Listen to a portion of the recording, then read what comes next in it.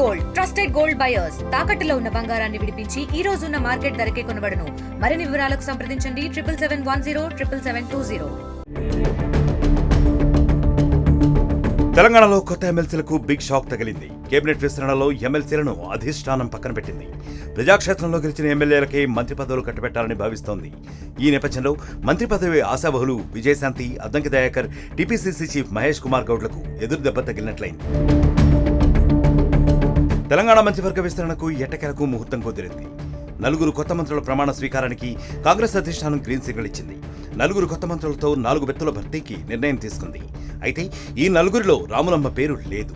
అనూహ్యంగా ఢిల్లీ కోటాలో Ramulamma MLC ticket తెచ్చుకున్నారు. దీంతో రాములమ్మకు మంత్రి బెర్త్ కూడా కన్ఫర్మ్ అయిందని అప్పట్లో వార్తలు వచ్చాయి. కానీ తాజాగా ఇచ్చిన ప్రాబబుల్స్ లో ఆమె పేరు లేదు.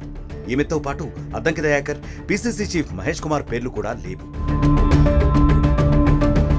ఎమ్మెల్సీలకు మంత్రి పదవులు కేటాయిస్తే భారీగా పోటీ నెలకొంటుందని హైకమాండ్ భావిస్తోందట. ఒకరికి ఇస్తే మిగతా నేతలంతా తమపై ఒత్తిడిని తీసుకొస్తారని అధిష్టానం పెద్దలు రాష్ట్ర నేతలకు చెప్పినట్లు గాంధీ భవన్ వర్గాల్లో చర్చ జరుగుతోంది. మరోవైపు స్టేట్ ఈక్వేషన్స్ లో భాగంగా ఎమ్మెల్సీలకు మంత్రి పదవి ఇవ్వాలని పీసీసీ నేతలు పట్టుబడుతున్నారు.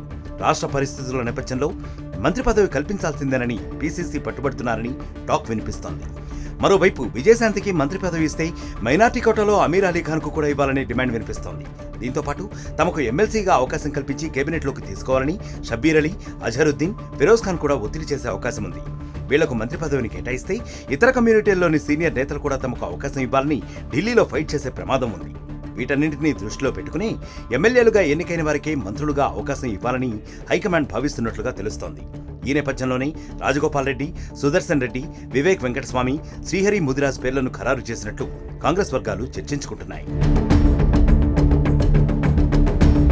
ఈసారి కేవలం ఎమ్మెల్యేలతోనే మంత్రి పదవులు భర్తీ చేసి తర్వాత ఎమ్మెల్సీలకు ఛాన్స్ ఇవ్వాలన్న ఆలోచనలో హైకమాండ్ ఉన్నట్లు సీనియర్ నేతలు అభిప్రాయం వ్యక్తం చేస్తున్నారు. అయితే కాంగ్రెస్ లో ఎప్పుడు ఏం జరుగుతుందో ఎవరికీ తెలియదని, చివరి నిమిషంలోనూ అనేక మార్పులుంటాయని అభిప్రాయాలున్నాయి.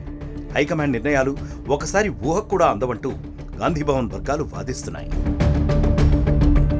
మరిన్ని వీడియోస్ కోసం ఛానల్ ని సబ్స్క్రైబ్ చేయండి. లేటెస్ట్ అప్డేట్స్ కోసం వాట్సాప్ ఛానల్ ని ఫాలో అవ్వండి. అండ్ లింక్ డిస్క్రిప్షన్ లో ఉంది.